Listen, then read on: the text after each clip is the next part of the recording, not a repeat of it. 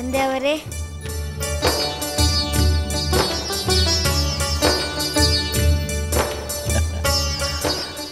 ನಿನ್ನ ಗುರುಗಳು ಹೇಳುತ್ತಿರುವ ನಿನ್ನ ಚತುರಮತಿಯನ್ನು ಕೇಳಿ ನನಗೂ ಬಹಳ ಸಂತೋಷವೆನಿಸುತ್ತಿದೆ. ಅದನ್ನು ಕೇಳುವ ಕುತೂಹಲ ನನಗೂ ಇದೆ. ನೀನು ಗುರುಕುಲದಲ್ಲಿ ಕಲಿತಿರುವ ಯಾವುದಾದರೂ ಒಂದು ಒಳ್ಳೆಯ ವಿಷಯವನ್ನು ನನಗೆ ಹೇಳು. ಅದನ್ನು ಕೇಳಿ ನಾನು ಸಂತೋಷ ಪಡುತ್ತೇನೆ. ಹಾಗೆ ಆಗಲಿ ತಂದೆ. ಖಂಡಿತ ನಾನು ಒಳ್ಳೆಯ ವಿಚಾರವನ್ನೇ ಹೇಳುತ್ತೇನೆ. ಮಾನವರು ಸುಖದ ವ್ಯಾಮೋಹದಿಂದ ಬಹುಬಗೆಯ ಪ್ರಯತ್ನ ಮಾಡುತ್ತಾರೆ. ಆದರೂ ತೃಪ್ತಿ ಇಲ್ಲದೆ ದುಃಖದಿಂದ ತಳಮಳಿಸುತ್ತಾರೆ. ಇದು ಒಳ್ಳೆಯ ವಿಚಾರವೇ. ಸುಖವನ್ನು ಅರಸುತ್ತಾ ದುಃಖವನ್ನು ಪಡೆಯುತ್ತಾರೆ. ಕುಮಾರ, ಈ ದುಃಖವನ್ನು ಪರಿಹರಿಸುವ ಬೇಗೆ? ಅದಕ್ಕಾಗಿ ಕ್ಷಣಿಕವಾದ ಸಂಸಾರದ ಸುಖವೆಂಬ ಭ್ರಮೆಯ ಬಾವಿಯಲ್ಲಿ ಬಿದ್ದು ನರಳುವುದರ ಬದಲು ಮೇಲೆ ಬಂದು ಜ್ಞಾನದ ಬೆಳಕನ್ನು ಕೊಡುವ ಸಜ್ಜನರ ಸೇವೆಯನ್ನು ಮಾಡಬೇಕು. ಅಲೆ, ನೀನು ನಿನ್ನ ಗುರುಗಳು ಹೇಳಿದಂತೆ ಸಾಕಷ್ಟು ವಿಚಾರಗಳನ್ನು ತಿಳಿದುಕೊಂಡಿರುವೆ. ಮುಂದೆ ಹೇಳು ಕುಮಾರ. ಸಜ್ಜನರ ಸೇವೆ ಮಾಡಿ ಶ್ರೀಹರಿಯ ಚರಣವನ್ನು ಆಶ್ರಯಿಸುವುದಕ್ಕಿಂತ ಮಿಗಿಲಾದ ಶ್ರೇಯಸ್ಸಿಲ್ಲ. ಎಲ್ಲಿ ಎಲ್ಲಿ ನೀನು ಹೇಳಿದ ಆ ಕೊನೆಯ ಮಾತನ್ನು ಇನ್ನೊಮ್ಮೆ ಹೇಳು. ಶ್ರೀಹರಿಯ ಚರಣವನ್ನು ಆಶ್ರಯಿಸುವುದಕ್ಕಿಂತ. ಸಾಕು, ನಿಲ್ಲಿಸು. ಗುರುಪುತ್ರರೇ, ಇದೇ ಏನು ನನ್ನ ಮಗನಿಗೆ ನೀವು ಕಳಿಸುವ ಒಳ್ಳೆಯ ವಿಚಾರ? ಇಲ್ಲ ಪ್ರಭು, ಇಲ್ಲ. ಈ ವಿಚಾರವನ್ನು ಖಂಡಿತವಾಗಿಯೂ ನಾವು ರಾಜಕುಮಾರನಿಗೆ ಕಲಿಸಲಿಲ್ಲ ಪ್ರಭು. ಇದಕ್ಕೆ ವಿರುದ್ಧವಾದ, ತಮಗೆ ಪ್ರಿಯವಾದ ಅನೇಕ ವಿಚಾರಗಳನ್ನು ಇವನಿಗೆ ನಾವು ಕಲಿಸಿದ್ದೇವೆ ಪ್ರಭು. ಮೊದಲು ಇವನನ್ನು ಇಲ್ಲಿಂದ ಕರೆದುಕೊಂಡು ಹೋಗಿ ಇವನ ತಲೆಯಲ್ಲಿರುವ ಕಸವನ್ನು ಹೊರ ಹಾಕಿ ಆ ವಿಷ್ಣುವಿನ ಹೆಸರನ್ನು ಮತ್ತೊಮ್ಮೆ ನನ್ನೆದುರು ಉಚ್ಚರಿಸದಂತೆ ಮಾಡಿ ಇಲ್ಲಿಗೆ ಕರೆದುಕೊಂಡು ಬನ್ನಿ. ಇಲ್ಲದಿದ್ದರೆ ನಿಮ್ಮ ಶಿರಚ್ಛೇದ ಎಚ್ಚರ. ಪ್ರಭು.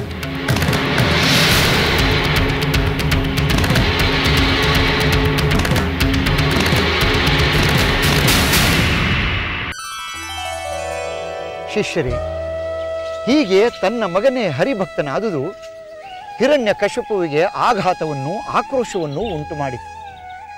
ತಾನು ಯಾರನ್ನು ನಾಶ ಮಾಡಬೇಕೆಂದು ಹಗಲಿರುಳು ಕಾಯುತ್ತಿದ್ದನೋ ಅದೇ ವಿಷ್ಣುವಿಗೆ ತನ್ನ ಮಗ ಭಕ್ತನಾದನೆಂಬುದು ವಿಪರೀತವಾಗಿ ಕೆರಳಿಸಿತು. ಗುರುಗಳೇ, ಹಿರಣ್ಯಕಶ್ಯಪುವಿಗೆ ತನ್ನ ಮಗ ಹರಿಭಕ್ತನಾಗುತ್ತಾನೆಂಬ ಸುಳಿವು ನಿರೀಕ್ಷೆ ಮೊದಲೇ ತಿಳಿದಿತ್ತೆ? ಇಲ್ಲ, ಖಂಡಿತವಾಗಿಯೂ ತಿಳಿದಿರಲಿಲ್ಲ. ತನ್ನ ಆಜ್ಞೆಯನ್ನು ಮೀರಿ ಯಾರೂ ಹರಿನಾಮ ಸ್ಮರಣೆಯನ್ನು ಮಾಡುವ ಧೈರ್ಯವನ್ನು ಮಾಡುತ್ತಿರಲಿಲ್ಲ. ಅಂಥದ್ದರಲ್ಲಿ ತನ್ನ ಮಗನೇ ತನ್ನ ಆಜ್ಞೆಯನ್ನು ಮೀರಿದ್ದನ್ನು ಅವನು ಹೇಗೆ ಸಹಿಸಿಕೊಳ್ಳುವನು? ಗುರುದೇವ, ಮಗನ ಮಾತನ್ನು ಕೇಳಿ ಅವನಿಗೆ ಬಂದ ಆಕ್ರೋಶದಲ್ಲಿ ಅವನನ್ನು ಜೀವ ಸಹಿತ ಉಳಿಸಿದ್ದ ದೊಡ್ಡದಲ್ಲವೇ? ಹೌದು, ಅದೂ ಒಂದು ರೀತಿ ನಿಜವೇ. ಆದರೆ ಎಷ್ಟೇ ಆಗಲಿ, ಹಿರಣ್ಯಕಶಿಪುವಿಗೆ ಪ್ರಹ್ಲಾದ ಕುಮಾರ ಮಗನಲ್ಲವೇ? ಎಷ್ಟೇ ಆಕ್ರೋಶಗೊಂಡರೂ ಅವನನ್ನು ತಿದ್ದಿ ಸರಿಪಡಿಸುವ ಆಲೋಚನೆಯನ್ನು ಮಾಡುತ್ತಾನೆ. ಅದರಿಂದಲೇ ಮತ್ತೆ ಸರಿಯಾಗಿ ಬುದ್ಧಿ ಹೇಳುವಂತೆ ಚಂಡಮರ್ಕರಿಗೆ ಹೇಳಿ ಕಳಿಸಿಕೊಟ್ಟ. ಗುರುಗಳೇ, ಚಂಡಮರ್ಕರು ಪ್ರಹ್ಲಾದನನ್ನು ಬದಲಾಯಿಸಲು ಸಾಧ್ಯವಾಯಿತೆ? ಪಾಪ, ಅವರೇನೋ ಪ್ರಯತ್ನಿಸಿದರು. ಆದರೆ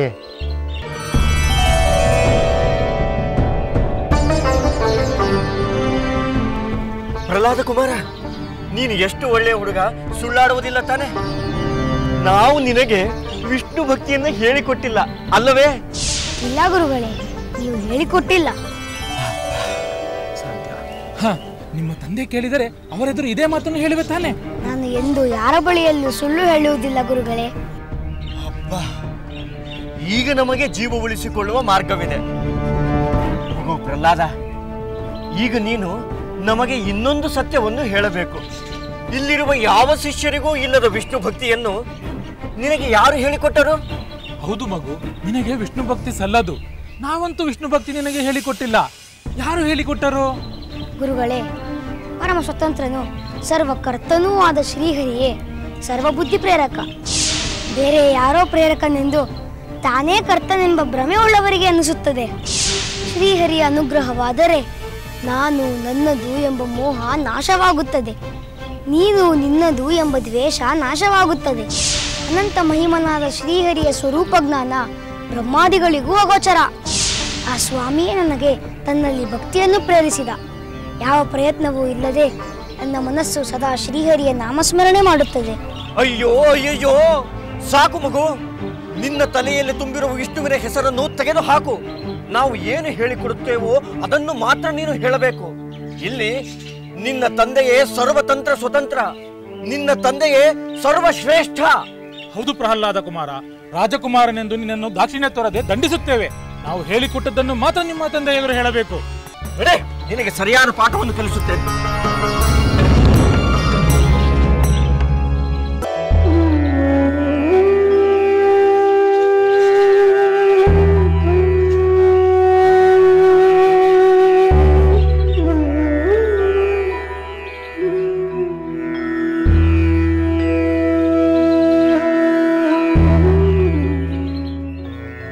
ಈ ರೀತಿಯಾಗಿ ಶುಕ್ರಾಚಾರ್ಯರ ಮಕ್ಕಳಾದ ಚಂಡ ಮತ್ತು ಮರ್ಕ ಪ್ರಹ್ಲಾದನಲ್ಲಿದ್ದ ವಿಷ್ಣು ಭಕ್ತಿಯನ್ನು ಹೋಗಲಾಡಿಸಲು ಪ್ರಯತ್ನಿಸಿದರು. ಆದರೆ ತಾಯಿಯ ಗರ್ಭದಲ್ಲಿದ್ದಾಗಿನಿಂದಲೇ ವಿಷ್ಣು ಭಕ್ತಿ ಅವನ ಮನಸ್ಸಿನಲ್ಲಿ ಸ್ಥಿರವಾಗಿ ನೆಲೆಸಿಬಿಟ್ಟಿತ್ತು. ಅದನ್ನು ಬದಲಿಸಲು ಸಾಧ್ಯವೇ? ಬೇರೆ ದಾರಿಯೇ ಇರಲಿಲ್ಲ. ಹಿರಣ್ಯಕಶಿಪುವಿನ ಭಯದಿಂದ ಅವರು ಆ ಪ್ರಯತ್ನ ಮಾಡುತ್ತಿದ್ದರು. ಗುರುಗಳೇ, ಹಿರಣ್ಯಕಶಿಪು ಹರಿಭಕ್ತಿಗೆ ಅವಕಾಶವಾಗದಂತೆ ರಾಜ್ಯದೆಲ್ಲೆಡೆ ಕಠಿಣವಾದ ಆಜ್ಞೆ ಮಾಡಿದ್ದ. ಆದರೆ ಪ್ರಹ್ಲಾದ ತಾಯಿಯ ಗರ್ಭದಲ್ಲಿರುವಾಗಲೇ ಹರಿನಾಮವನ್ನು ಕಲಿಯುವುದು ಹೇಗೆ ಸಾಧ್ಯವಾಯಿತು? ಅದು ದೇವತೆಗಳ ವರ್ತನೆಯಿಂದಲೇ ಸಾಧ್ಯವಾಯಿತು ಎಂದು ಹೇಳಬಹುದು. ಹಿರಣ್ಯಕಶಿಪುವು ಮಂದರಾಚಲದಲ್ಲಿ ಬ್ರಹ್ಮನನ್ನು ಕುರಿತು ತಪಸ್ಸು ಮಾಡಲು ಹೋದ. ಅದೇ ಸಮಯದಲ್ಲಿ ದೇವತೆಗಳು ದೇವೇಂದ್ರನ ನೇತೃತ್ವದಲ್ಲಿ ಅವನ ನಗರವನ್ನು ಮುತ್ತಲು ನಿರ್ಧರಿಸಿದರು. ಅಂದರೆ ದೇವತೆಗಳು ಹಿರಣ್ಯಕಶಿಪು ಇಲ್ಲದ ವೇಳೆಯಲ್ಲಿ ಅವನ ರಾಜ್ಯದ ಮೇಲೆ ಆಕ್ರಮಣ ಮಾಡಲು ಹೋದರು. ಹೌದು, ಹಿರಣ್ಯಕಶಿಪುವಿನಿಂದ ಹಲವು ವಿಧದ ಹಿಂಸೆಗಳನ್ನು ಅನುಭವಿಸಿ ಪರಾಭವಗೊಂಡಿದ್ದ ದೇವತೆಗಳು ಅವನಿಲ್ಲದ ಸಮಯವನ್ನು ಬಳಸಿಕೊಂಡು ಅವನ ರಾಜಧಾನಿಯನ್ನು ನಾಶ ಮಾಡಲು ಮುಂದಾದರು. ರಾಕ್ಷಸರೆಲ್ಲ ಹೆದರಿ ಪಲಾಯನ ಮಾಡುವಂತೆ ಮಾಡಿದರು. ಆ ಸನ್ನಿವೇಶದಲ್ಲಿ ಗರ್ಭಿಣಿಯಾಗಿದ್ದ ಹಿರಣ್ಯಕಶಿಪುವಿನ ಪತ್ನಿ ಕಯಾದು ದೇವೇಂದ್ರನ ಕಣ್ಣಿಗೆ ಬಿದ್ದಳು. ಇನ್ನೇನು ಅವಳು ದೇವೇಂದ್ರನ ಆಕ್ರೋಶಕ್ಕೆ ಬಲಿಯಾಗಬೇಕು. ದೇವೇಂದ್ರ ಸ್ತ್ರೀ ಹತ್ಯೆಗೆ ಮುಂದಾಗಿದ್ದಾನೆ. ಹಿರಣ್ಯಕಶಿಪುವಿನ ಸಂತತಿಯೇ ಉಳಿಯಬಾರದೆಂಬಷ್ಟು ಕೋಪ ದೇವೇಂದ್ರನಲ್ಲಿತ್ತು. ದೇವೇಂದ್ರನು ಅವಳನ್ನು ಕೊಲ್ಲಲು ಮುಂದಾದಾಗ ನಾರದರು ಅವನನ್ನು ತಡೆದರು. ಅಂದರೆ ನಾರದರಿಂದ ಕಯಾದು ಉಳಿದುಕೊಂಡಳೆ? ಹೌದು, ನಾರದರು ಬುದ್ಧಿ ಹೇಳಿ ಆ ಕ್ರೂರ ಕಾರ್ಯ ಮಾಡದಂತೆ ತಡೆದರು. ನಿರಪರಾಧಿಯಾದ ಕಯಾದುವನ್ನು ಕೊಲ್ಲುವುದು ಧರ್ಮವಲ್ಲವೆಂದು ತಿಳಿಸಿ ಹೇಳಿದರು. ಅಲ್ಲದೆ ಮಹಾಭಾಗವತೋತ್ತಮನ ಜನನಕ್ಕೆ ಅಡ್ಡಿಯುಂಟಾಗುತ್ತದೆ ಎಂದೂ ಹೇಳಿದರು. ಅಂದರೆ ಕಯಾದುವಿಗೆ ಹರಿಭಕ್ತನೇ ಹುಟ್ಟುವನೆಂದು ನಾರದರಿಗೆ ತಿಳಿದಿತ್ತೆ? ತ್ರಿಕಾಲಜ್ಞಾನಿಗಳಾದ ನಾರದರಿಗೆ ತಿಳಿಯದ ವಿಷಯವೇನಿದೆ? ಆದ್ದರಿಂದ ಅವರು ಅಲ್ಲಿಂದ ಕಯಾದುವನ್ನು ತಮ್ಮ ಆಶ್ರಮಕ್ಕೆ ಕರೆದುಕೊಂಡು ಹೋಗಿ ಸುರಕ್ಷಿತವಾಗಿರುವಂತೆ ನೋಡಿಕೊಂಡರು. ಗುರುದೇವ, ನಾರದರು ಹರಿಭಕ್ತಿಯ ಉಪದೇಶ ಮಾಡಲು ಆ ಸಂದರ್ಭವೇ ಅನುಕೂಲ ಮಾಡಿದಂತಾಯ್ತಲ್ಲವೇ? ನಾರದರ ಉದ್ದೇಶವು ಅದೇ ಆಗಿತ್ತು, ವಿಧಿಯ ಸಂಕಲ್ಪವೂ ಅದೇ ಆಗಿತ್ತು.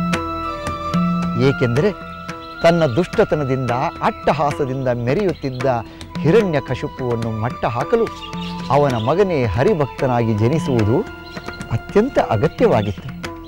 ಹಿರಣ್ಯಕಶಿಪು ತಪಸ್ಸು ಮುಗಿಸಿ ಬರುವಷ್ಟರಲ್ಲಿ ಪ್ರಹ್ಲಾದ ಕುಮಾರನ ಜನನವಾಗಿತ್ತಲ್ಲವೇ? ಹೌದು, ಅದರಿಂದ ಹಿರಣ್ಯಕಶಿಪು ಅತ್ಯಂತ ಸಂತೋಷಪಟ್ಟ. ಅವನು ಬೆಳೆಯುತ್ತಿದ್ದಂತೆ ಅವನನ್ನು ಗುರುಕುಲಕ್ಕೆ ಕಳಿಸಿದ.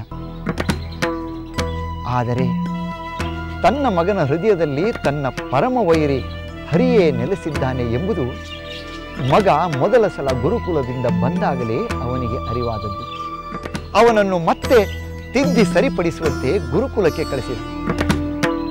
ಅವರೂ ಸಾಕಷ್ಟು ಪ್ರಯತ್ನ ಪಟ್ಟರು. ಮತ್ತೆ ಒಂದು ದಿನ ಗುರುಗಳು ಪ್ರಹ್ಲಾದನನ್ನು ಹಿರಣ್ಯಕಶಿಪುವಿನ ಬಳಿಗೆ ಕರೆದೊಯ್ದರು. ತಂದೆಯವರಿಗೆ ಪ್ರಣಾಮಗಳು. ಕುಮಾರ ಪ್ರಹ್ಲಾದ, ಬಹಳ ದಿನಗಳಿಂದ ಗುರುಕುಲದಲ್ಲಿ ಇದ್ದು ಬಂದ ನಿನ್ನನ್ನು ನೋಡುವುದು ಬಹಳ ಸಂತೋಷದ ವಿಷಯ. ನಿನ್ನ ಮಾತುಗಳನ್ನು ಕೇಳಿ ಆ ಸಂತೋಷ ಇಮ್ಮಡಿಯಾಗಬೇಕು ಅಲ್ಲವೇ? ಕುಮಾರ, ಹೇಳಿ ತಂದೆ. ನನ್ನ ಮನಸ್ಸಿಗೆ ಸಂತೋಷವಾಗುವ ವಿಷಯವನ್ನು ಹೇಳುತ್ತೀಯಾ? ಖಂಡಿತ ಒಳ್ಳೆಯ ವಿಚಾರವನ್ನೇ ಹೇಳುತ್ತೇನೆ ತಂದೆ. ಅದನ್ನು ಕೇಳಿ ನೀವು ಸಂತೋಷಪಟ್ಟರೆ ಖಂಡಿತ ಅದರಿಂದ ನಿಮಗೆ ಒಳ್ಳೆಯದಾಗುವುದು. ಬಹಳ ಕುಮಾರ. ಗುರುಪುತ್ರರೇ, ನಾನು ಹೇಳಿದಂತೆ ನನ್ನ ಮಗನಿಗೆ ವಿದ್ಯೆಯನ್ನು ಕಲಿಸಿರುವಿರಲ್ಲ? ಕಲಿಸಿದ್ದೇವೆ ಪ್ರಭು. ನಿಮಗೆ ಪ್ರಿಯವಾದಂತಹ ವಿಷಯಗಳನ್ನು ನಿಮ್ಮ ಕುಮಾರನಿಗೆ ಕಲಿಸಿದ್ದೇವೆ ಪ್ರಭು. ಮೃದುವಾಗಿ ಮಾತ್ರವಲ್ಲ, ನಿಷ್ಠುರವಾಗಿಯೂ ಕುಮಾರ ಪ್ರಹ್ಲಾದನಿಗೆ ನಿಮ್ಮ ವಿಚಾರಗಳನ್ನು ಕಲಿಸಿದ್ದೇವೆ ಪ್ರಭು. ಸಂತೋಷ, ಬಹಳ ಸಂತೋಷ. ಕುಮಾರ, ಹೇಳಿ ತಂದೆ. ನೀನು ಕಲಿತಿರುವ ಒಳ್ಳೆಯ ವಿಷಯವನ್ನು ನೀನು ಗುರುಕುಲದಲ್ಲಿ ಏನೇನು ಕಲಿತಿರುವೆ ಎಂದು ನಾನು ತಿಳಿಯಬೇಕು. ಆಗಲಿ ತಂದೆ, ಹೇಳುತ್ತೇನೆ. ಶ್ರವಣ, ಕೀರ್ತನ, ಸ್ಮರಣ, ಪಾದಸೇವನ, ದಾಸ್ಯ, ಸಖ್ಯ, ಅರ್ಚನ, ವಂದನ, ಆತ್ಮಾವಿವೇದನ ಎಂಬ ನವವಿಧ ಭಕ್ತಿಯಿಂದ ಕೂಡಿದ ಹರಿಭಕ್ತಿಯ ತಾರಕವು.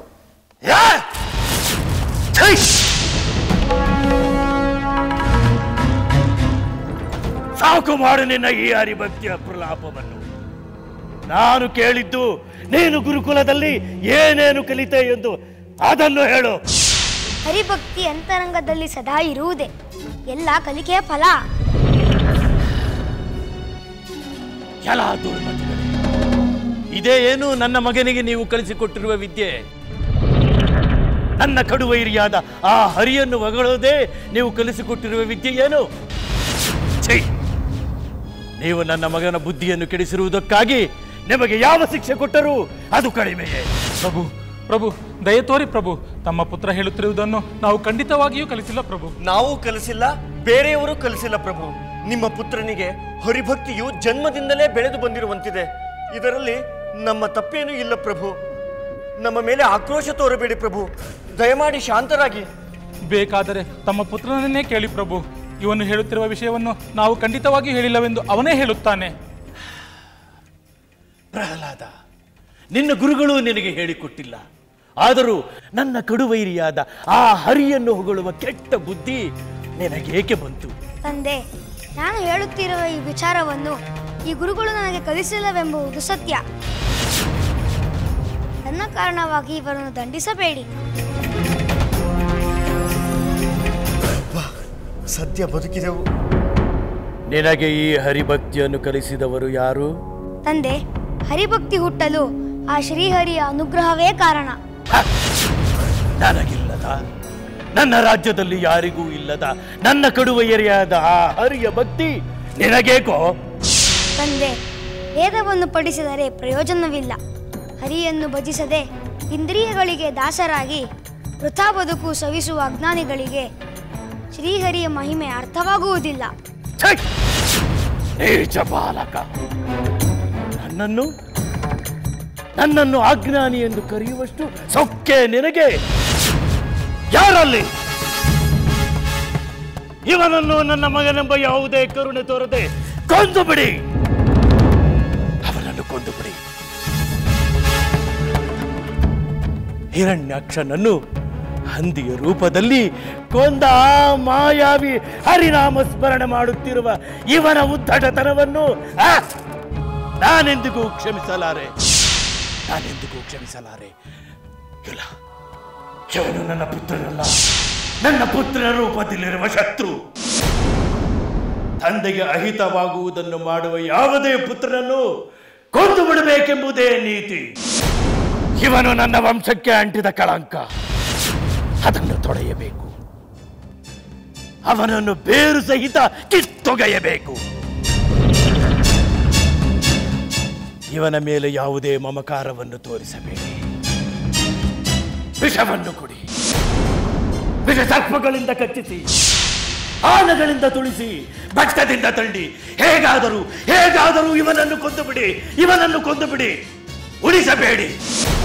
ಕರೆದುಕೊಂಡು ಹೋಗಿ ಇವನನ್ನು, ಕರೆದುಕೊಂಡು ಹೋಗಿ.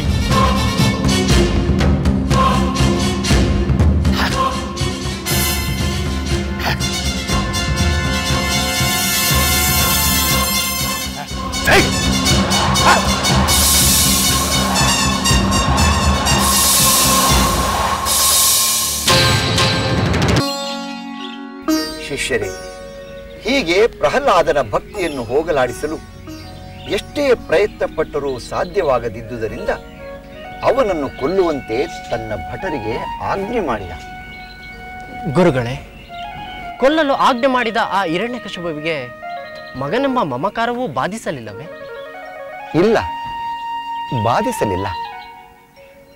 ಮಗನನ್ನು ತಿದ್ದಿ ತನ್ನ ದಾರಿಗೆ ತರಬಹುದೆಂದು ಮೊದಲು ಯೋಚಿಸಿದ. ಆದರೆ ಅದು ಯಾವಾಗ ವ್ಯರ್ಥವಾಯಿತೋ ಆಗ ಅವನಲ್ಲಿದ್ದ ಹರಿದ್ವೇಷ ಅವನನ್ನು ಇನ್ನಷ್ಟು ಕ್ರೂರಿಯನ್ನಾಗಿ ಮಾಡಿತು. ಮಗನ ಮೇಲಿನ ಮಮಕಾರಕ್ಕಿಂತಲೂ ಅವನ ಹರಿದ್ವೇಷವೇ ಮೇಲಾಯಿತು.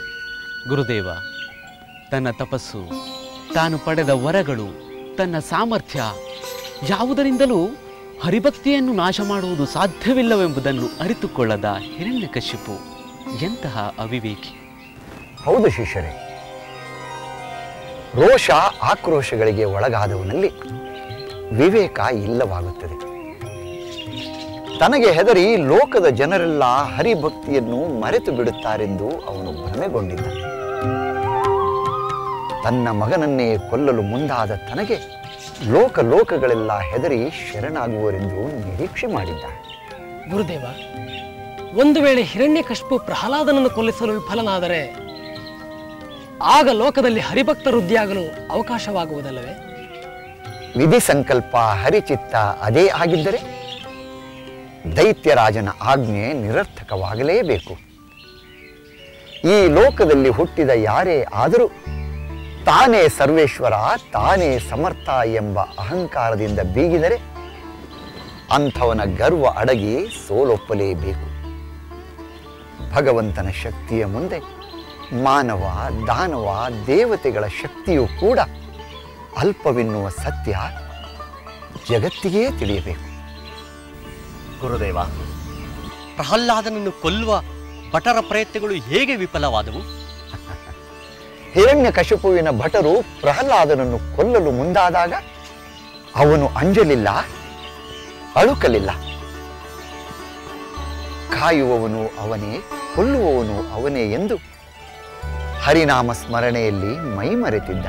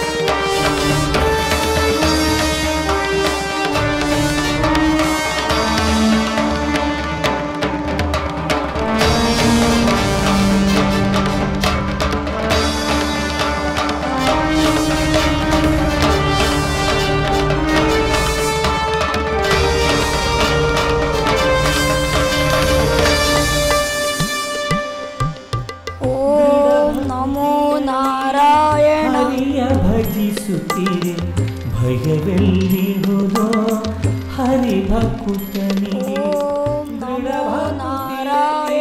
ಹರಿಯ ಭಜಿಸುತ್ತೀರಿ ಭಯವೆಲ್ಲಿರುವುದೋ ಹರಿಭಕುತನಿಗೆ ತನು ಮನವಿಲ್ಲ ಹರಿಗರ್ಪಿಸಿದೆ ಜಗವೆಲ್ಲಿರುವುದೋ ಭಕುತನ ಕಾಡುವಗೆ ತನು ಮನವೆಲ್ಲ ಹರಿಗರ್ಪಿಸಿದೆ ಜಯವೆಲ್ಲಿರುವುದೋ ಭಕುತನ ಕಾಡುವಗೆ ದೃಢ ಭಕ್ತಿಯಲ್ಲಿ ಹರಿಯ ಭಜಿಸುತ್ತೀರಿ ಭಯವೆಲ್ಲಿರುವುದೋ ಹರಿಭಕುತನಿಗೆ ಹರಿ ಹರಿ ಎನ್ನುತ್ತ ಬಾರನು ಮರಗಿದೆ ಹರಿ ಹರಿ ಎನ್ನುತ್ತ ಬಾರನು ಮೊರೆಯಿಡೆ ಬೆಂಕಿಯು ಅವನ ಸುಡುವುದು ಉಂಟೆ ತಂಪನು ಗೆರೆಯುವುದು ಗಗನದಿ ಮೇಘ ತಂಪನು ಗೆರೆಯುವುದು ಗಗನದಿ ಮೇಘ ಬೆಂಕಿಯು ಸುಡದೆ ಆರುವುದಾಗ ಬೆಂಕಿಯು ಸುಡದೆ ಆರುವುದಾಗ ದೃಢ ಭಕ್ತಿಯಲ್ಲಿ ಹರಿಯ ಭಜಿಸುತ್ತೀರಿ ಭಯವೆಲ್ಲಿರುವುದೋ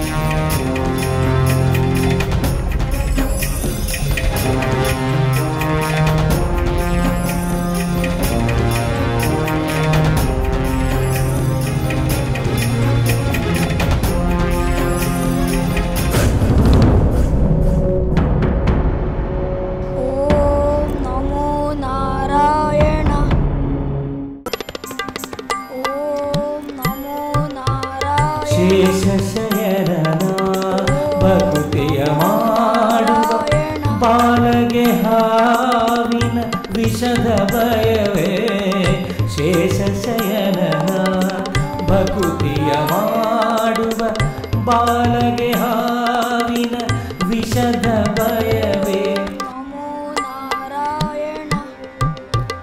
ದೃಢ ಭಕ್ತಿಯಲ್ಲಿ ಹರಿಯ ಭಜಿಸುತ್ತೀರಿ ಭಯವೆಲ್ಲಿರುವುದೋ ಹರಿಭಕುತನಿಗೆ ದೃಢ ಭಕ್ತಿಯಲ್ಲಿ ಹರಿಯ ಭಜಿಸುತ್ತೀರಿ ಭಯವೆಲ್ಲಿರುವುದೋ ಹರಿಭಕುತನಿಗೆ ತನು ಮನವಿಲ್ಲ ಹರಿಗರ್ಪಿಸಿದೆ ಜಯವೆಲ್ಲಿರುವುದೋ ಭಕುತನ ಕಾಡುವಗೆ ತನು ಮನವೆಲ್ಲ ಹರಿಗರ್ಪಿಸಿದೆ ಜಯವೆಲ್ಲಿರುವುದೋ ಭಕುತನ ಕಾಡುವಗೆ ದೃಢ ಭಕ್ತಿಯಲ್ಲಿ ಹರಿಯ ಭಜಿಸುತ್ತೀರಿ ಭಯವೆಲ್ಲಿರುವುದೋ ಹರಿಭಕುತನಿಗೆ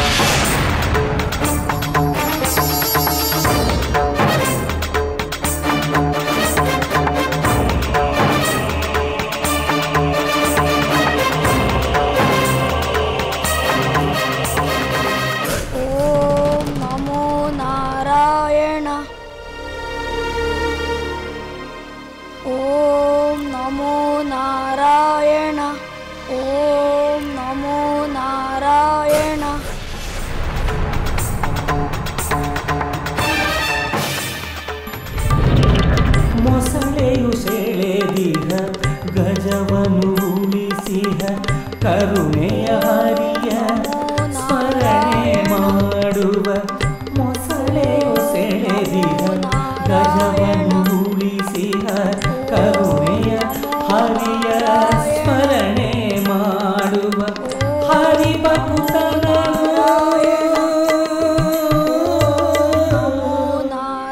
ಗಜ ಕೊಲ್ಲುವುದೇ ಅಸುರನ ಆಜ್ಞೆಯು ಸೋಲದೆ ಇರುವುದೇ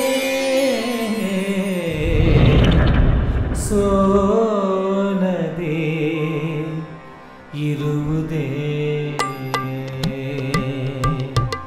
ದೃಢ ಭಕುತಿಯಲಿ ಹರಿಯ ಭಜಿಸುತ್ತೀರೆ ಭಯವೆಲ್ಲಿರುವುದೋ ಹರಿಭಕುತನಿಗೆ ಭಯವೆಲ್ಲಿರುವುದೋ ಹರಿಭಕುತನಿಗೆ ಭಯವೆಲ್ಲಿರುವುದೋ ಹರಿಯ ಭಕುತನಿಗೆ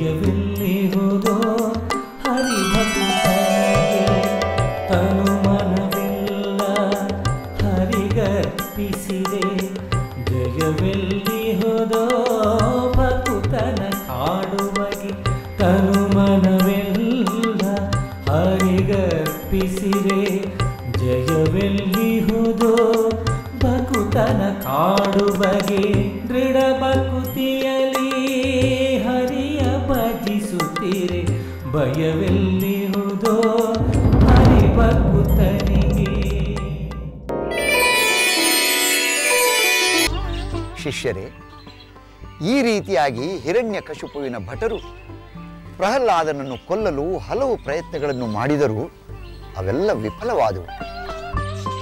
ಅವರು ಎಷ್ಟೇ ಪ್ರಯತ್ನ ಪಟ್ಟರೂ ಪ್ರಹ್ಲಾದ ಅಂಜಲಿಲ್ಲ. ಪ್ರತಿ ಸಲವೂ ಭಕ್ತ ಪರಾಧೀನನಾದ ಶ್ರೀಹರಿಯೇ ಅವನನ್ನು ರಕ್ಷಿಸುತ್ತಿದ್ದ. ಶ್ರೀಹರಿ ತನ್ನ ಭಕ್ತರನ್ನು ಎಂದಿಗೂ ಕೈಬಿಡುವುದಿಲ್ಲ ಎನ್ನುವುದಕ್ಕೆ ಪ್ರಹ್ಲಾದ ಅತ್ಯುತ್ತಮ ನಿದರ್ಶನವಾಗಿದ್ದಾನೆ. ಅದರಲ್ಲಿ ಯಾವ ಸಂದೇಹವೂ ಇಲ್ಲ. ಭಕ್ತವತ್ಸಲನೆಂದು ಅವನನ್ನು ಏಕೆ ಕರೆಯುತ್ತಾರೆ? ಅಂತಹ ಕೃಪೆ ದೊರೆಯಬೇಕಾದರೆ ಭಕ್ತನಾದವನ ಭಕ್ತಿಯು ಅಷ್ಟೇ ಪ್ರಬಲವಾಗಿರಬೇಕು. ಪ್ರಬಲವಾದ ಭಕ್ತಿ ಎಂದರೆ ಯಾವುದು? ಅಂತಹ ಪ್ರಬಲವಾದ ಭಕ್ತಿ ಪ್ರಹ್ಲಾದನಲ್ಲಿತ್ತೆ? ಇತ್ತು, ಖಂಡಿತ ಇತ್ತು. ಭಗವಂತನಲ್ಲಿ ನಿಷ್ಕಳಂಕವಾದ, ನಿಷ್ಕಾಮವಾದ, ನಿರ್ಮಲವಾದ ಭಕ್ತಿಯೇ ಪ್ರಬಲವಾದ ಭಕ್ತಿ. ಅಂಥ ನಿಸ್ಸೀಮವಾದ ಭಕ್ತಿ ಪ್ರಹ್ಲಾದನಲ್ಲಿತ್ತು. ಅಂಥ ಭಕ್ತಿಯ ಹೊರತು ಪ್ರಹ್ಲಾದನು ಶ್ರೀಹರಿಯಲ್ಲಿ ಏನನ್ನೂ ಬೇಡಲಿಲ್ಲ. ಹೌದು ಗುರುಗಳೇ, ಪ್ರಹ್ಲಾದ ಭೋಗಭಾಗ್ಯಗಳನ್ನು ಬಯಸಿದ್ದರೆ ದೈತ್ಯ ರಾಜನಾದ ಅವನ ತಂದೆಯೇ ಅದನ್ನು ನೀಡುತ್ತಿದ್ದ. ಅವೆಲ್ಲ ತೀರ ಕ್ಷುಲ್ಲಕವೆಂದು ಪ್ರಹ್ಲಾದ ತಿರಸ್ಕರಿಸಿದ. ಭಕ್ತಿಗಿಂತ ಮಿಗಿಲಾದದ್ದು ಅವನ ದೃಷ್ಟಿಯಲ್ಲಿ ಬೇರೆ ಯಾವುದೂ ಇರಲಿಲ್ಲ. ಅವನು ತನ್ನ ತಂದೆಗೆ ಹೇಳಿದ್ದೂ ಅದನ್ನೇ, ಅವನ ಕೋಪಕ್ಕೆ ಪಾತ್ರನಾದದ್ದು ಅದರಿಂದಲೇ. ಅಂತಹ ಅನನ್ಯ ಭಕ್ತನನ್ನು ಶ್ರೀಹರಿಯು ಪ್ರೀತಿಸದೆ ಏನು ಮಾಡುತ್ತಾನೆ? ಅವನಿಗೆ ಕೇಡಾಗಲು ಬಿಡುತ್ತಾನೆಯೇ? ಏನೇ ಆದರೂ ಅಂತಹ ಹರಿಭಕ್ತಿಯನ್ನು ಸಾಧಿಸುವುದು ಸಾಮಾನ್ಯರಿಂದ ಎಂದಿಗೂ ಸಾಧ್ಯವಿಲ್ಲ. ಹೌದು, ಅದು ಎಲ್ಲರಿಗೂ ಸುಲಭ ಸಾಧ್ಯವಲ್ಲ. ಅದಕ್ಕೂ ಹರಿಯ ಅನುಗ್ರಹ ಬೇಕೇ ಬೇಕು. ಆ ಅನುಗ್ರಹ ಪಡೆಯಬೇಕೆಂದರೆ ಹರಿಭಕ್ತಿಯೇ ಸಾಧನ. ಭಕ್ತ ಕರೆದಾಗ ಬರುವ ಶ್ರೀಹರಿ ಅವನನ್ನು ಕಾಪಾಡುತ್ತಾನೆ, ತನ್ನ ಮಹಿಮೆಯನ್ನು ತೋರುತ್ತಾನೆ. ಗುರುದೇವ, ಪ್ರಹ್ಲಾದನನ್ನು ಕೊಲ್ಲಿಸುವ ಎಲ್ಲ ಪ್ರಯತ್ನಗಳು ವಿಫಲವಾದ ಮೇಲೆ ಹಿರಣ್ಯಕಶಿಪು ಮತ್ತೇನು ಮಾಡಿದ? ಮತ್ತಾವ ಶಕ್ತಿಯನ್ನು ಪ್ರಯೋಗಿಸಿದ? ಶಿಷ್ಯರೇ, ಭಟರ ಮೂಲಕ ಕೊಲ್ಲಿಸುವುದು ಸಾಧ್ಯವಿಲ್ಲವೆಂದು ಅರಿವಾದ ಮೇಲೆ ಹಿರಣ್ಯಕಶಿಪು ಮಗನನ್ನು ಎದುರಿಗೆ ನಿಲ್ಲಿಸಿಕೊಂಡು ಪ್ರಶ್ನೆ ಮಾಡತೊಡಗಿದ. ಎಲ್ಲವೋ ಮೂರ್ಖ ಬಾಲಕ ಪ್ರಹ್ಲಾದ, ನನ್ನ ಮಗನಾಗಿದ್ದು ಆ ಅಸುರಕುಲ ವೈರಿಯಾದ ಹರಿಯನ್ನು ಸರ್ವೇಶ್ವರನೆಂದು ಪರಮ ದೈವವೆಂದು ಸ್ತುತಿಸುತ್ತಿರುವೆಯಲ್ಲ. ನಿನ್ನ ವಿವೇಕಕ್ಕೆ ನಾನೇನೆಂದು ಹೇಳಲಿ? ತಂದೆಯ ಮಾತನ್ನೇ ಧಿಕ್ಕರಿಸುತ್ತಿರುವ ಉದ್ಧಟ, ಎಲ್ಲಿರುವನು ಹೇಳು ನಿನ್ನ ಆ ಹರಿ? ನಾನು ಅಲ್ಲಿಗೆ ಹೋಗಿ ಅವನನ್ನು ಈಗಲೇ ಇಲ್ಲವಾಗಿಸುತ್ತೇನೆ. ಆಗಲಾದರೂ ಈ ಹಿರಣ್ಯಕಶಿಪುವೇ ಸರ್ವೋತ್ತಮ ಸರ್ವಶ್ರೇಷ್ಠ ಎಂದು ನೀನು ಒಪ್ಪಿಕೊಳ್ಳುವಂತಾಗುತ್ತದೆ. ತಂದೆ, ಸರ್ವಶಕ್ತನಾದ ಸರ್ವವ್ಯಾಪಕನೂ ಆದ ಶ್ರೀಹರಿ ಎಲ್ಲೆಲ್ಲಿಯೂ ಇದ್ದಾನೆ, ಎಲ್ಲರಲ್ಲಿಯೂ ಇದ್ದಾನೆ. ಸಾಕು ಸಾಕು, ಮತ್ತೆ ಮತ್ತೆ ಅದೇ ವ್ಯರ್ಥ ಪ್ರಲಾಪ. ಆ ವಂಚಕ ಹರಿ ನಿನ್ನಲ್ಲಿರಬಹುದು, ಆದರೆ ನನ್ನಲ್ಲಿಲ್ಲ.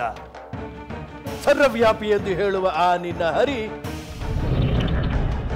ಈ ಅರಮನೆಯಲ್ಲಿ ಇದ್ದಾನೆಯೇ? ಇದ್ದಾನೆ ತಂದೆ. ಚರಾಚರ ಪ್ರಪಂಚದಲ್ಲಿಯೂ ಇರುವ ಆ ಶ್ರೀಹರಿ ಈ ಅರಮನೆಯಲ್ಲಿರುವುದಿಲ್ಲವೇ? ಈ ಅರಮನೆಯಲ್ಲಿ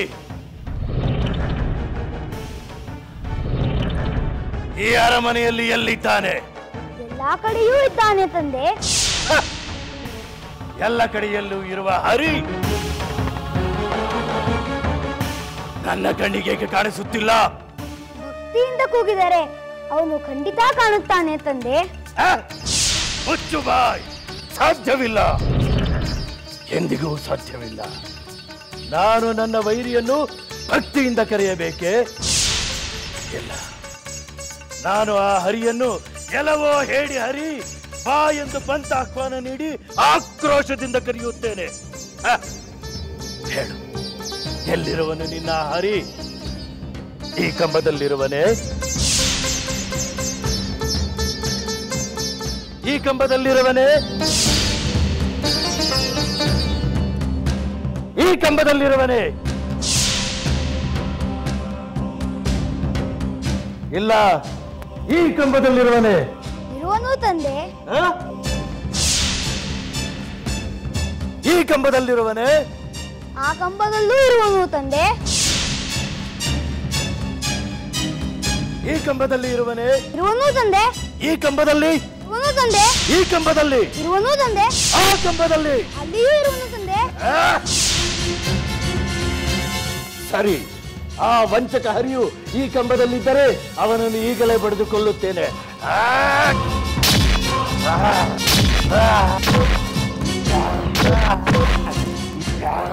ಶಿಷ್ಯರೇ, ಹೀಗೆ ಹಿರಣ್ಯಕಶಿಪು ಪ್ರಹ್ಲಾದನು ಕೊಟ್ಟ ಉತ್ತರವನ್ನು ಕೇಳಿ ಗದೆಯಿಂದ ಕಂಬವನ್ನು ಹೊಡೆಯಲಾರಂಭಿಸಿದ. ಈಗಾಗಲೇ ನಿಮಗೆ ಅವನು ಬ್ರಹ್ಮನಿಂದ ಪಡೆದ ವರದ ವಿಷಯದ ಬಗ್ಗೆ ಗೊತ್ತು. ಅದರಲ್ಲಿ ಅವನು ತನಗೆ ಯಾವ ರೀತಿ ಯಾರು ಯಾರಿಂದ ಸಾವು ಬರಬಾರದೆಂದು ಕೇಳಿಕೊಂಡಿದ್ದು ಗೊತ್ತಲ್ಲವೇ? ಗೊತ್ತು ಗುರುಗಳೇ. ಅವನು ಮನುಷ್ಯರಿಂದಾಗಲಿ ಪ್ರಾಣಿಗಳಿಂದಾಗಲಿ ಅಸ್ತ್ರಶಸ್ತ್ರಗಳಿಂದಾಗಲಿ ಹಗಲಲ್ಲಾಗಲಿ ಇರುಳಲ್ಲಾಗಲಿ ಮನೆಯ ಒಳಗಾಗಲಿ ಮನೆಯ ಹೊರಗಾಗಲಿ ತನಗೆ ಸಾವು ಬರಬಾರದೆಂದು ಅವನು ಕೇಳಿಕೊಂಡಿದ್ದ. ಬ್ರಹ್ಮ ನೀಡಿದ ವರವೂ ಸತ್ಯವಾಗಬೇಕಾಗಿತ್ತು, ಅವನ ಸಂಹಾರವೂ ಆಗಬೇಕಾಗಿತ್ತು. ಅದರಿಂದಲೇ ಶ್ರೀಹರಿಯು ದಾನವನ ಉಪಾಯ ಫಲಿಸದ ಹಾಗೆ ಕಂಬದಿಂದ ಪ್ರತ್ಯಕ್ಷನಾದ.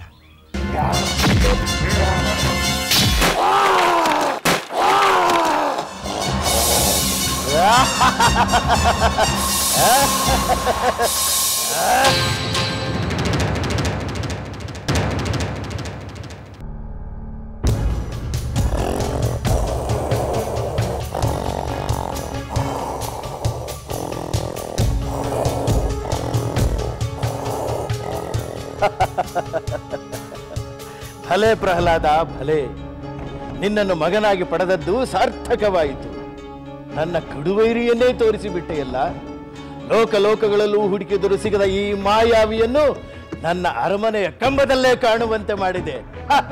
ಫಲ, ನನ್ನ ತಮ್ಮನನ್ನು ಹಂದಿಯ ರೂಪದಲ್ಲಿ ಮೋಸದಿಂದ ಕೊಂದ ಈ ಮಾಯಾವಿ ಇಂದು ಅರ್ಧ ನರ ಅರ್ಧ ಸಿಂಹನಾಗಿ ಬಂದಿದ್ದಾನೆ. ಕಪಟಿ, ಇವನನ್ನು ಇಲ್ಲೇ ಸಂಹರಿಸಿ ನಾನೇ ಸರ್ವೇಶ್ವರನೆಂದು ಸರ್ವಲೋಕಗಳಿಗೂ ನಿರೂಪಿಸುತ್ತೇನೆ. ಎಲ್ಲವೋ ಹರಿ, ಹಿಂದೆ ನಿನ್ನ ಕೊನೆ.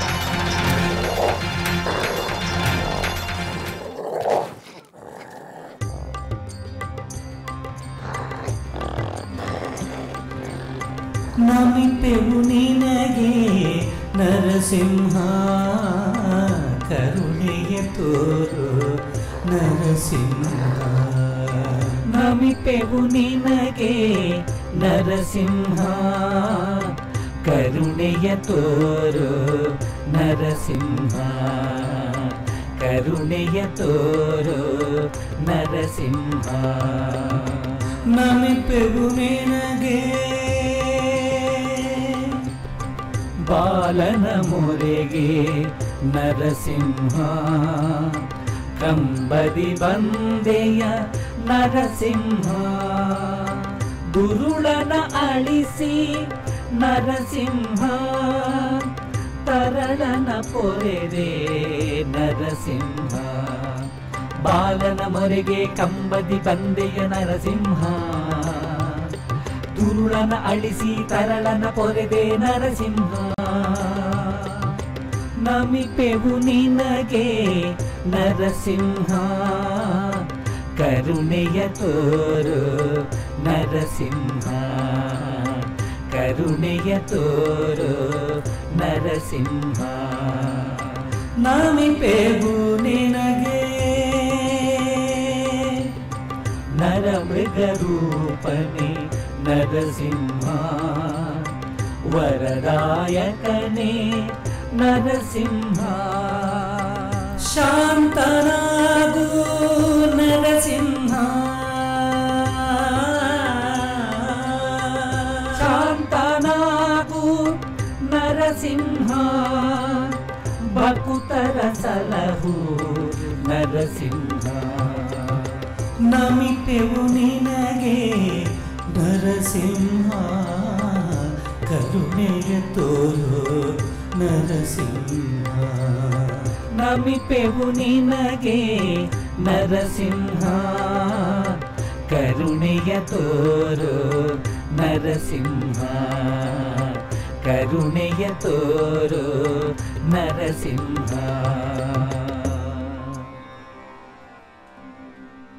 ಶಿಷ್ಯರೇ, ಶ್ರೀಮನ್ನಾರಾಯಣ ನರಸಿಂಹಾವತಾರವನ್ನು ತಾಳುವುದರ ಮೂಲಕ ಹಿರಣ್ಯಕಶಿಪುವನ್ನು ಸಂಹರಿಸಿದ.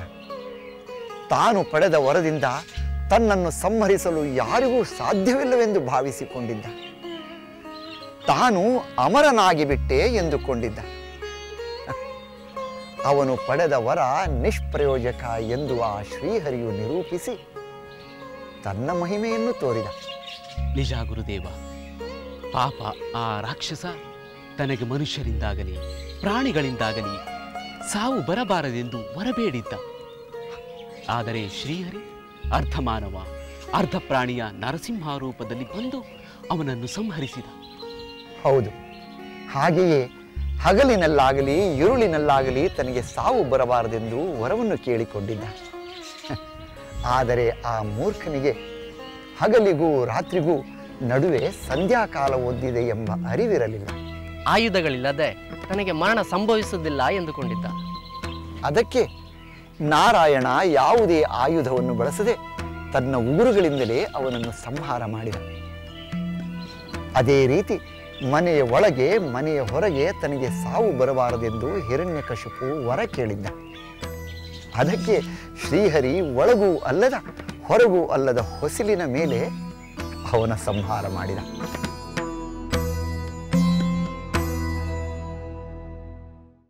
ಈ ಬಲಿ ಚಕ್ರವರ್ತಿಯನ್ನು 3 ಲೋಕಗಳಲ್ಲಿ ಯಾವನು ತಾನೇ ಜಯಿಸಬಲ್ಲ. ಅದಕ್ಕಾಗಿಯೇ ನಾನಿಂದು ದೇವಲೋಕಕ್ಕೆ ಬಂದಿದ್ದೇನೆ.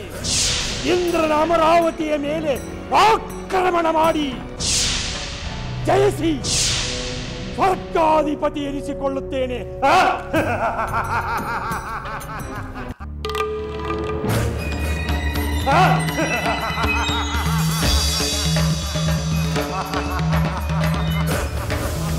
ಎಲ್ಲವೋ ದೇವಲೋಕದ ದೇವೇಂದ್ರ,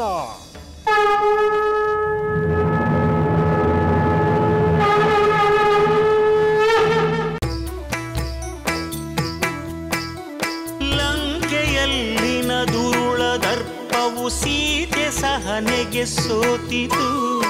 ಅಂಕೆ ಇರದ ಅಸುರ ಕುಲವು ರಾಮ ಬಾಣ ಏಕೆ ಅಡಗಿತು ದೂರವಿರಲಿ ಸನಿಹವಿರಲಿ ರಾಮ ಹೃದಯ ನಿವಾಸಿನಿ ಯುಗವು ಯುಗವು ಸಾಗಲಿ ಅಕಳಂಕ ಪ್ರೇಮ ಪ್ರಬೋಧಿನಿ ಅಮರ ಗಾಧೆ ಧರಣಿ ಜಾತೆ ಸಾಧ್ವೆ ಸೀತೆ ಸುಚರಿತೆ ಸಹನ ಶಕ್ತಿ ಪತಿಯ ಭಕ್ತಿ ಲೋಕಮಾನ್ಯ ವಂದಿತೆ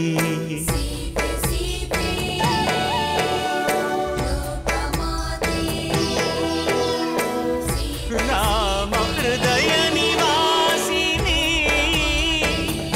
ಅಕಳಂಕ ಪ್ರೇಮ ಪ್ರಬೋಧಿನಿ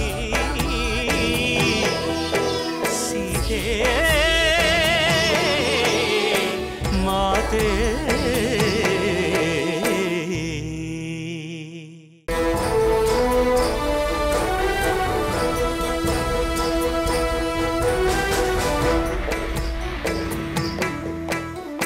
अमर गाथे धरणि जाते साध्वी सीते सुचरिते सहन शक्ति पतिय भक्ति लोकमान्य वंदिते मंगलांगी महामाते नारी कुल के मादरी कष्टदेदुरु दुष्टरेदुरु सहिಸಿ ಗೆಲ್ಲುವ ಗುಣಸಿರಿ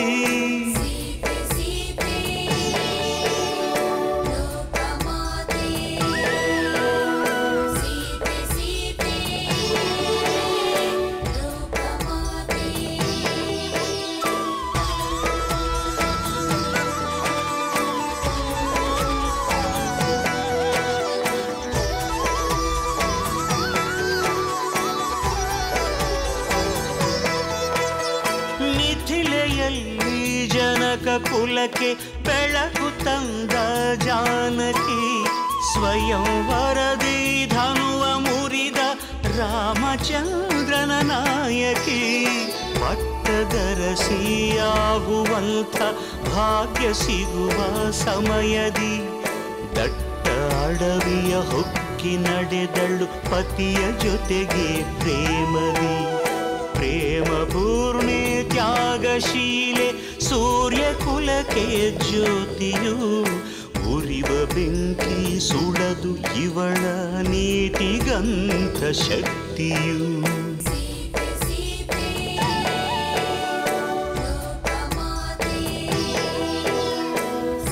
ರಾಮ ಹೃದಯ ನಿವಾಸಿನಿ ಅಕಳಂಕ ಪ್ರೇಮ ಪ್ರಬೋಧಿನಿ ಸೀತೆ ಮಾತೆ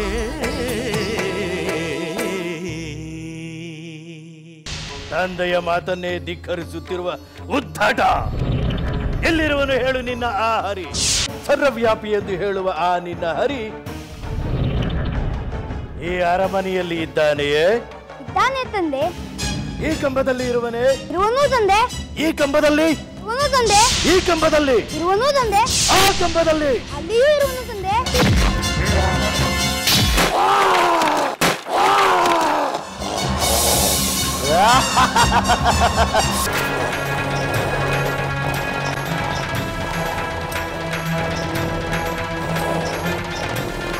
ಅದೇ ರೀತಿ ಮನೆಯ ಒಳಗೆ ಮನೆಯ ಹೊರಗೆ ತನಗೆ ಸಾವು ಬರಬಾರದೆಂದು ಹಿರಣ್ಯಕಶಿಪು ವರ ಕೇಳಿದ್ದ. ಅದಕ್ಕೆ ಶ್ರೀಹರಿ ಒಳಗೂ ಅಲ್ಲದ ಹೊರಗೂ ಅಲ್ಲದ ಹೊಸಿಲಿನ ಮೇಲೆ ಅವನ ಸಂಹಾರ ಮಾಡಿದ.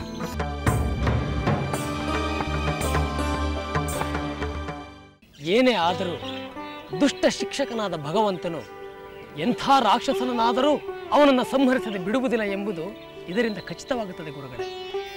ಅದರಲ್ಲಿ ಯಾವ ಸಂದೇಹವೂ ಇಲ್ಲ. ಯಾವನೇ ದೈತ್ಯ ವರಬಲದಿಂದ ಬೀಗುತ್ತಾ ಜನರನ್ನು ಕಾಡುತ್ತಾ ಅಜೇಯನಾಗಿ ಅಮರನಾಗಿ ಬದುಕಲು ಸಾಧ್ಯವಿಲ್ಲ. ಯಾರು ಅಧರ್ಮ ಅನೀತಿ ಅನ್ಯಾಯಗಳನ್ನು ಮಾಡುತ್ತಾ ಅಟ್ಟಹಾಸದಿಂದ ಮೆರೆಯುತ್ತಾರೋ ಅಂತಹ ದುಷ್ಟರನ್ನು ಶ್ರೀಹರಿ ತನ್ನ ಮಹಿಮೆಯಿಂದ ನಿಗ್ರಹಿಸುತ್ತಾನೆ. ಅದರಂತೆ ಮುಂದೆ ಇನ್ನೊಂದು ರೀತಿಯಲ್ಲಿ ನಾರಾಯಣ ವಾಮನಾವತಾರದಲ್ಲಿ ಬಲಿಚಕ್ರವರ್ತಿಯನ್ನು ಪರಾಭವಗೊಳಿಸಿದ. ಗುರುದೇವ, ಬಲಿಚಕ್ರವರ್ತಿ ಶ್ರೀಮನ್ನಾರಾಯಣನಿಂದ ಪರಾಭವಗೊಳ್ಳಲು ಕಾರಣವೇನು? ಅಂದ ಹಾಗೆ ಬಲಿಚಕ್ರವರ್ತಿ ಹಿರಣ್ಯಕಶಿಪುವಿನ ವಂಶದವನೇ ಅಲ್ಲವೇ?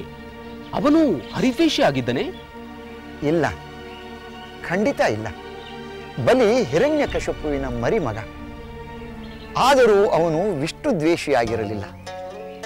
ಏಕೆಂದರೆ ಬಲಿಚಕ್ರವರ್ತಿಯ ತಾತನಾದ ಪ್ರಹ್ಲಾದ ಮಹಾಹರಿಭಕ್ತನಾಗಿದ್ದನೆಂಬುದು ನಿಮಗೂ ಗೊತ್ತಿದೆ. ಆ ಪ್ರಹ್ಲಾದನ ಮಗ ವೀರೋಚನ.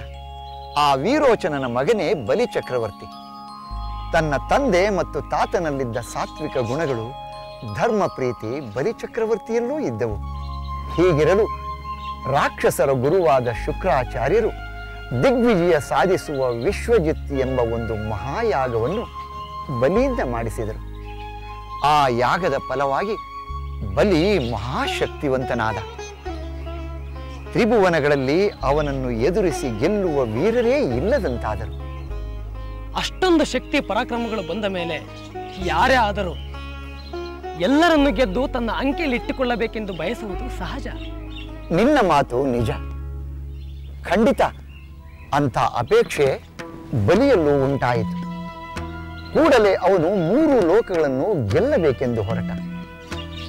ಎಲ್ಲ ದಾನವರಂತೆ ಅವನಿಗೂ ದೇವರಾಜನಾದ ಇಂದ್ರನನ್ನು ಗೆದ್ದು ಸ್ವರ್ಗಾಧಿಪತಿಯಾಗುವ ಬಯಕೆ ಮೂಡಿತು. ಅಂದರೆ ಬಲಿಚಕ್ರವರ್ತಿ ಸ್ವರ್ಗವನ್ನು ಗೆಲ್ಲಲು ಮುಂದಾದನೆ? ಹೌದು. ಅಂತಹ ಬಯಕೆಯಿಂದ ಅವನು ಸ್ವರ್ಗದ ಮೇಲೆ ವಿಜಯ ಸಾಧಿಸಲು ಹೊರಟ.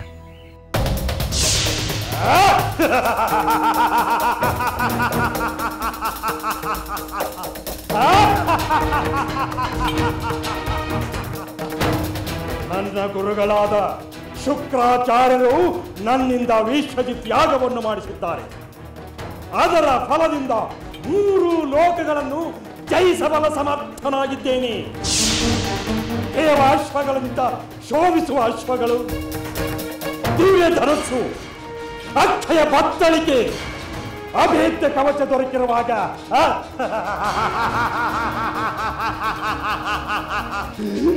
ಈ ಬಲಿ ಚಕ್ರವರ್ತಿಯನ್ನು 3 ಲೋಕಗಳಲ್ಲಿ ಯಾವನು ತಾನೇ ಜಯಿಸಬಲ್ಲ?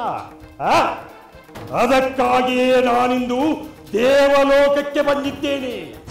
ಇಂದ್ರನ ಅಮರಾವತಿಯ ಮೇಲೆ ಆಕ್ರಮಣ ಮಾಡಿ ಜಯಿಸಿ ಸ್ವರ್ಗಾಧಿಪತಿ ಎನಿಸಿಕೊಳ್ಳುತ್ತೇನೆ.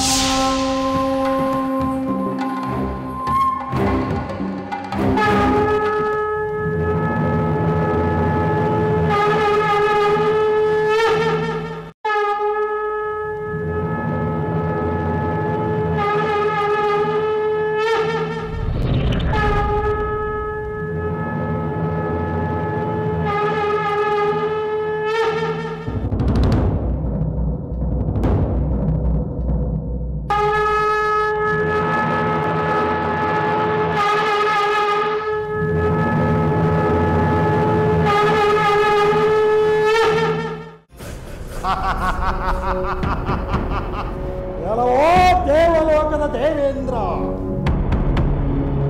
ನಾನು ನಿನ್ನ ಲೋಕಕ್ಕೆ ಬಂದಿರುವೆ.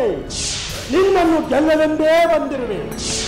ನಿನ್ನ ಸ್ವರ್ಗ ಸಿಂಹಾಸನವನ್ನು ಏರಲೆಂದೇ ಬಂದಿರುವೆ. ನಿನ್ನಲ್ಲಿ ಶೌರ್ಯವಿದ್ದರೆ, ಪರಾಕ್ರಮವಿದ್ದರೆ ನನ್ನೊಡನೆ ಬಂದು ಹೋರಾಡಿ ಗೆದ್ದು ನಿನ್ನ ಸ್ವರ್ಗಾಧಿಪತ್ಯವನ್ನು ಉಳಿಸಿಕೋ. ನಿನ್ನ ಶೌರ್ಯ ಪರಾಕ್ರಮಗಳೆಷ್ಟು, ನಿನ್ನ ವಜ್ರದ ಬಲವೆಷ್ಟು ಎಂಬುದನ್ನು ತಿಳಿಯಲು ನಾನು ಕಾಯುತ್ತಿದ್ದೇನೆ. ಬಂದು ನನ್ನೊಡನೆ ಹೋರಾಡು. ಬೇಕಾದರೆ ನಿನ್ನ ಸಮಸ್ತ ಬಲವನ್ನೇ ಕರೆದುಕೊಂಡು ಬಾ.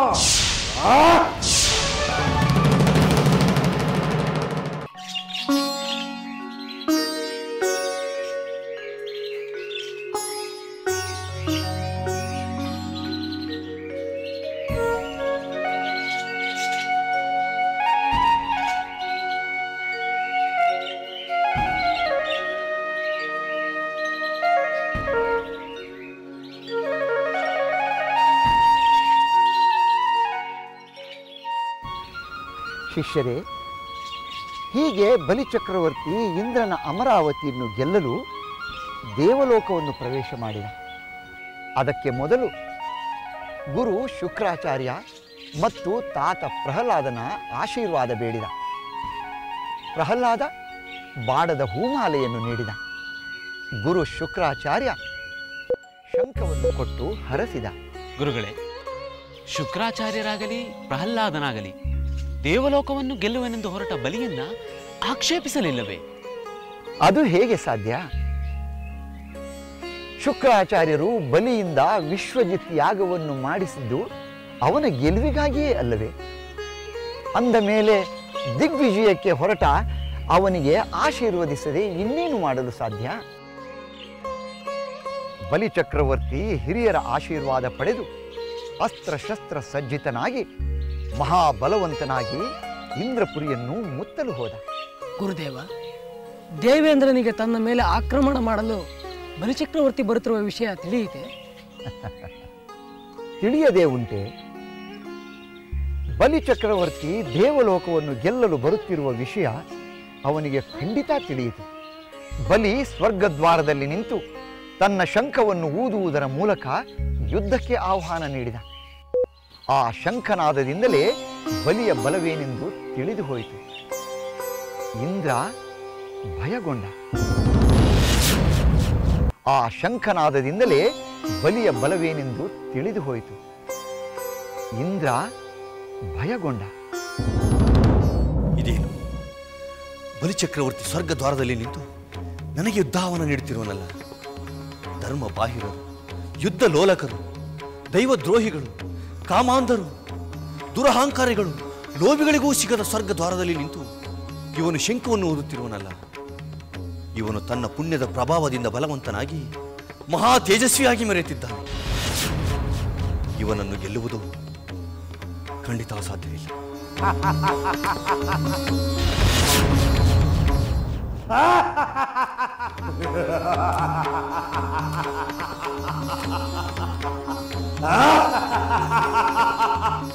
ದೇವೇಂದ್ರನಂತೆ, ದೇವಲೋಕದ ಒಡೆಯನಂತೆ, ಸ್ವರ್ಗದ ಸಾಮ್ರಾಟನಂತೆ ನನ್ನ ಯುದ್ಧ ಆಹ್ವಾನದ ಶಂಖನಾದವನ್ನು ಕೇಳಿಯೇ ಥರ ಥರ ನಡುಗಿ ಈ ಸ್ವರ್ಗದಿಂದಲೇ ಪಲಾಯನಗೈದಿದ್ದಾನೆ.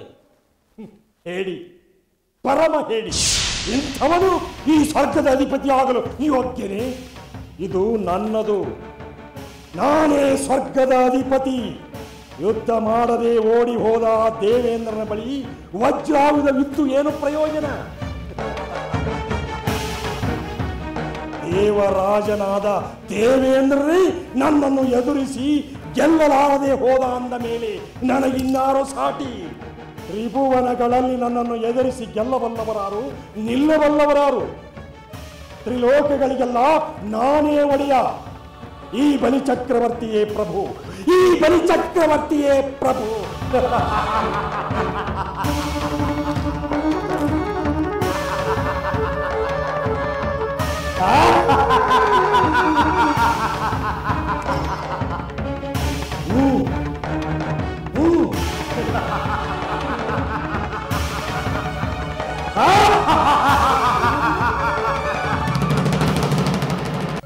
ಶಿಷ್ಯರೇ, ಹೀಗೆ ದೇವೇಂದ್ರ ಬಲಿಚಕ್ರವರ್ತಿಯ ಶಕ್ತಿ ಏನೆಂದು ಅರಿತುಕೊಂಡೇ ಅವನೊಡನೆ ಯುದ್ಧ ಮಾಡಲು ಹಿಂಜರಿದ. ಅಂದರೆ ಅದರ ಅರ್ಥವೇನು ಗುರುದೇವ? ದೇವೇಂದ್ರ ಬಲಿಚಕ್ರವರ್ತಿಗೆ ಶರಣಾಗತನಾದನೆ? ಇಲ್ಲ ಇಲ್ಲ, ಹಾಗೆ ಸುಲಭವಾಗಿ ಶರಣಾಗತನಾಗುವುದು ತನ್ನ ಘನತೆಗೆ ಸೂಕ್ತವಲ್ಲವೆಂಬುದು ಅವನಿಗೆ ಗೊತ್ತಿತ್ತು. ಆದ್ದರಿಂದ ಅವನು ದೇವಗುರುಗಳಾದ ಬೃಹಸ್ಪತ್ಯಾಚಾರ್ಯರ ಬಳಿಗೆ ಹೋಗಿ ಪರಿಸ್ಥಿತಿಯನ್ನು ವಿವರಿಸಿದ.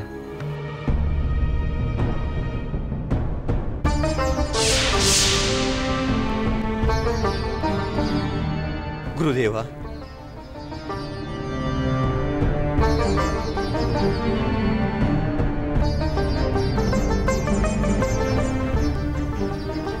ಗುರುದೇವ, ನನಗೆ ನೀವೇ ಮಾರ್ಗದರ್ಶನ ನೀಡಬೇಕು. ಸ್ವರ್ಗಾಧಿಪತ್ಯವನ್ನು ಉಳಿಸಿಕೊಳ್ಳಲು ನೀವೇ ನನಗೆ ಸಹಾಯ ಮಾಡಬೇಕು. ಬಲಿಚಕ್ರವರ್ತಿ ಸ್ವರ್ಗದ್ವಾರದಲ್ಲಿ ನಿಂತು ನನ್ನನ್ನು ಯುದ್ಧಕ್ಕೆ ಆಹ್ವಾನಿಸುತ್ತಿದ್ದಾನೆ. ದೇವೇಂದ್ರ, ಅದು ನನಗೆ ತಿಳಿದಿದೆ. ಬಲಿಚಕ್ರವರ್ತಿಯು ಮಹಾಬಲವಂತನಾಗಿ ಈ ಸ್ವರ್ಗಲೋಕವನ್ನು ತನ್ನ ವಶಪಡಿಸಿಕೊಳ್ಳಲು ಇಲ್ಲಿಗೆ ಬಂದಿದ್ದಾನೆ. ಅವನನ್ನು ಎದುರಿಸಿ ಯುದ್ಧ ಮಾಡುವ ಸಾಮರ್ಥ್ಯ ನಿನಗಿದೆಯೇ? ಇಲ್ಲ ಗುರುದೇವ, ಖಂಡಿತ ಇಲ್ಲ. ನಮ್ಮ ಪೂರ್ವದ ವೈರ್ಯ ಕುಲದ ಅವನ ಸಾಹಸವನ್ನು ನೋಡಿದರೆ ನನಗೆ ಭಯವಾಗುತ್ತಿದೆ. ಈ ತೇಜಸ್ಸು, ಶೌರ್ಯ ಇವನಿಗೆ ಹೇಗೆ ಬಂತು? ಇವನನ್ನು ಎದುರಿಸಲು ಸಾಧ್ಯವಿಲ್ಲ ಎನಿಸುತ್ತಿದೆ. ಲೋಕವನ್ನೇ ನುಂಗುವಂತೆ ಅತ್ಯುತ್ಸಾಹದಿಂದ ನಿಂತಿರುವ ಅವನನ್ನು ನಿವಾರಿಸುವುದು ಹೇಗೆ ಗುರುದೇವ? ದೇವೇಂದ್ರ, ಯಾಗದ ಫಲವಾಗಿ ಅವನು ಬಲವಂತನಾಗಿದ್ದಾನೆ.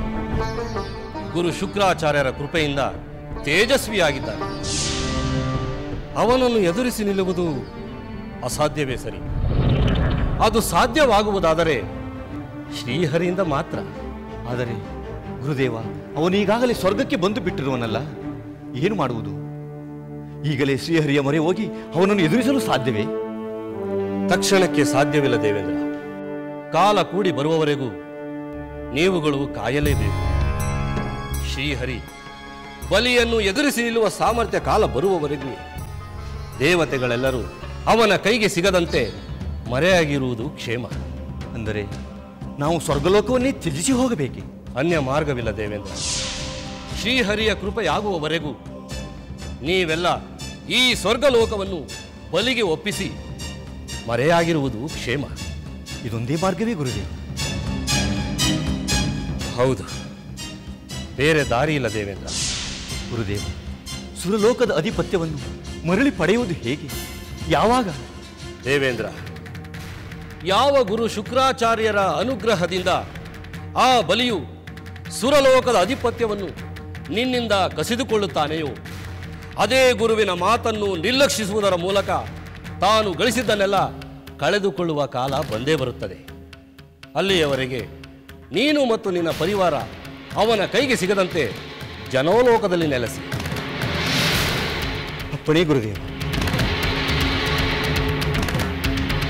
ನಿಮಗೆ ಮಂಗಳವಾದ. ಶಿಷ್ಯರೇ, ಬಲಿಚಕ್ರವರ್ತಿ ಸ್ವರ್ಗವನ್ನು ಆಕ್ರಮಿಸಿಬಿಟ್ಟ. ಪಾಪ ದೇವೇಂದ್ರ ಬಲಿಯ ಪ್ರತಾಪಕ್ಕೆ ಹೆದರಿ ಅವನಿಗೆ ಸ್ಪರ್ಧೆಯನ್ನು ನೀಡಲಾಗದೆ ಅನಾಯಾಸವಾಗಿ ಸ್ವರ್ಗಾಧಿಪತ್ಯವನ್ನು ಅವನಿಗೆ ಬಿಟ್ಟುಕೊಟ್ಟ. ತನ್ನ ಪರಿವಾರದೊಂದಿಗೆ ಜನೋಲೋಕದಲ್ಲಿ ಅಲೆದಾಡುತ್ತಿದ್ದ. ಮಕ್ಕಳ ಈ ದುರವಸ್ಥೆಯನ್ನು ಕಂಡು ದೇವತೆಗಳ ತಾಯಿಯಾದ ಅದಿತಿಗೆ ಅಪಾರ ದುಃಖ ಉಂಟಾಯಿತು. ಮಕ್ಕಳ ಕೈ ತಪ್ಪಿರುವ ಸ್ವರ್ಗಲೋಕ ಮತ್ತೆ ಅವರ ಕೈಗೆ ಸೇರಬೇಕೆಂದು ಅವಳು ಬಯಸಿದಳು. ಅವಳು ಮಹರ್ಷಿ ಕಾಶ್ಯಪರಲ್ಲಿಗೆ ಹೋಗಿ ಈ ವಿಷಯವನ್ನೆಲ್ಲ ಹೇಳಿದಳು. ಮಹರ್ಷಿ ಕಾಶ್ಯಪರು ಒಂದು ವೃತವನ್ನು ಹೇಳಿ ಆ ಮೂಲಕ ಶ್ರೀಹರಿಯ ಅನುಗ್ರಹವನ್ನು ಪಡೆಯುವಂತೆ ಸೂಚಿಸಿದರು.